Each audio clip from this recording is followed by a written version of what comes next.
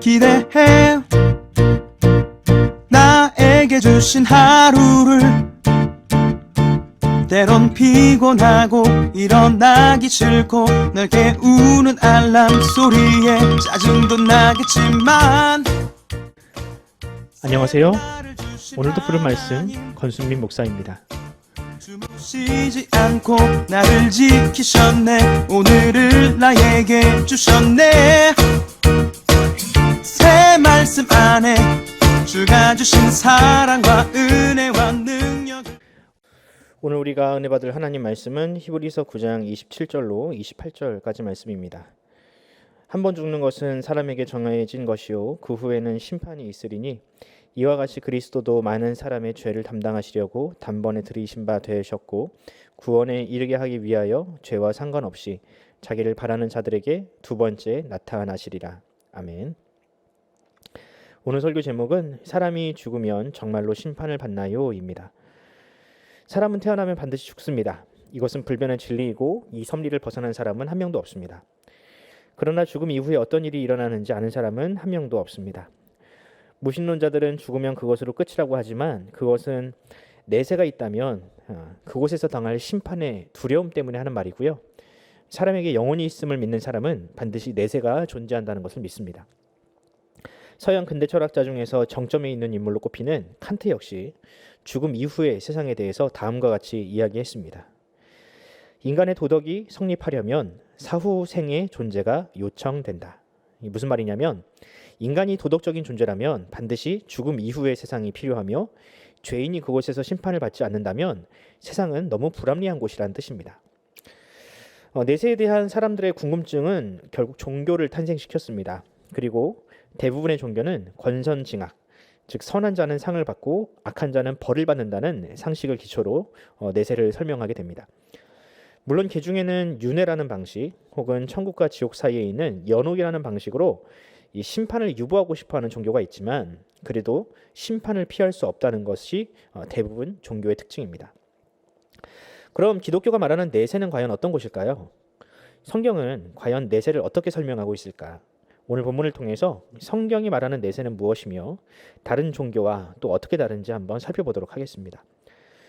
먼저 오늘 본문을 보면 히브리서 기자는 사람이 죽으면 절대로 죽음을 피할 수 없는 것 그리고 또 심판이 반드시 있어야 한다라고 이야기합니다.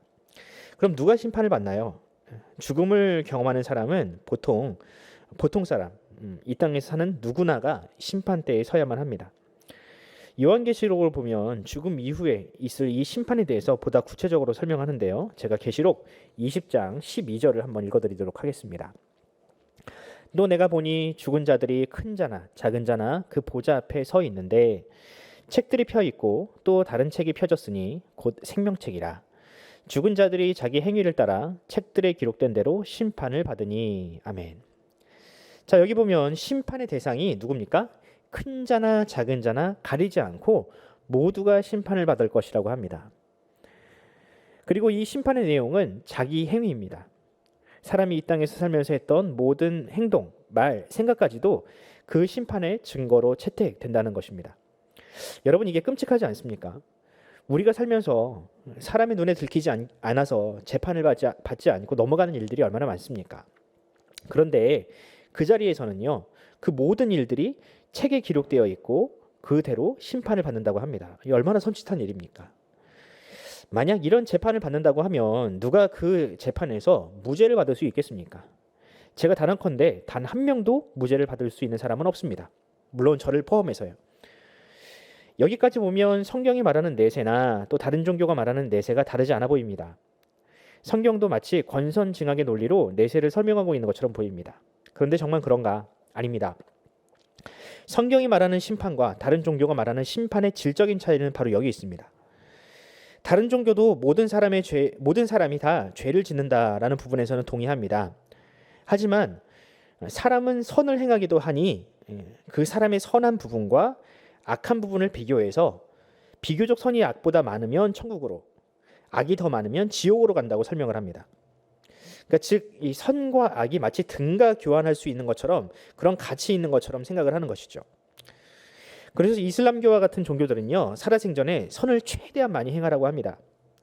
이 라마단과 같은 금식 기간에는 가난한 자를 구제하고 그들에게 자선을 베풀어야 하는데 이런 행위들이 장차 내세에서 재판에 도움이 된다라고 생각을 하는 것이죠. 그러나 성경은 그렇게 말하지 않습니다. 성경은요, 다른 종교와는 달리 사람이 선을 행할 수 있는 존재가 아니라고 합니다. 로마서 3장 23절을 한번 제가 읽어드리겠습니다. 모든 사람이 죄를 범하였음에 하나님의 영광에 이르지 못하더니. 성경은 모든 사람이 죄인이라고 합니다. 죄를 지어서 죄인이 아니라 죄인으로 태어났다고 합니다. 누가 죄를 가르치거나 죄를 지으라고 협박하는 것이 아니라는 것이죠. 사람은 누가 가르쳐주지 않아도 거짓말이나 사기, 질투, 시기, 미움 이런 죄들을 자연스럽게 짓습니다. 이런 죄인이 아무리 선을 행한다 한들 그가 선인으로 바뀔 수 있을까요? 그 선이 과연 순수한 선일까요? 아니요. 사람이 아무리 선을 행한다 한들 그는 선인이 될 수 없습니다. 그는 죄인입니다. 그러므로 그 심판대 앞에서 죄 없는 사람으로 인정받을 수 있는 선인은 하나도 없습니다. 그럼 죽음 이후에 우리는 무조건 유죄를 받을 수밖에 없나요? 하나님께서 만드신 천국에는 아무도 들어갈 수 없나요? 네. 그 천국에 우리 힘으로 들어갈 수 있는 방법은 전혀 없습니다. 사람은 자기 의라는 방식으로 그것에 들어가려 하지만 그것은 천국의 주인이신 하나님이 허락하신 방법이 아닙니다. 그러나 하나님은 사람의 생각으로는 도저히 고안해낼 수 없는 방법으로 그 천국을 허락하셨습니다. 오늘 본문 28절을 한번 읽어보겠습니다. 이와 같이 그리스도도 많은 사람의 죄를 담당하시려고 단번에 들이신 바 되셨고 구원에 이르게 하기 위하여 죄와 상관없이 자기를 반하는 자들에게 두 번째 나타나시리라. 아멘. 하나님은 사람이 감당해야 할 이 죄와 죽음 그리고 심판의 문제를 자신의 아들이자 독생자이신 그리스도에게 짊어지게 하셨습니다. 원래 우리가 감당해야 될 죄이고 심판이었지만 예수님은 우리의 죄와 허물 그리고 죽음을 예수님에게 대신 감당시키신 것입니다. 그리고 이 사실을 믿는 자, 오늘 히브리서 본문에 의하면 자기를 바라는 자들에게 자기 죄와는 상관없이 모두가 심판을 면할 수 있는 구원을 허락하셨습니다. 심판을 받고 무죄가 되는 것이 아닙니다. 아예 심판 자체를 받지 않는 특권, 오직 하나님의 아들만이 누릴 수 있는 특권을 우리에게 주신 것입니다. 왜냐하면 이미 예수께서 우리가 받을 심판을 받으셨기 때문입니다. 왜 하나님이 죄인을 위해서 그런 손해를 감수하셨을까 물어보면 저도 할 말은 없습니다. 왜냐하면 우리는 그런 은혜를 받을 만한 어떤 이유와 가치도 없는 사람들이기 때문입니다.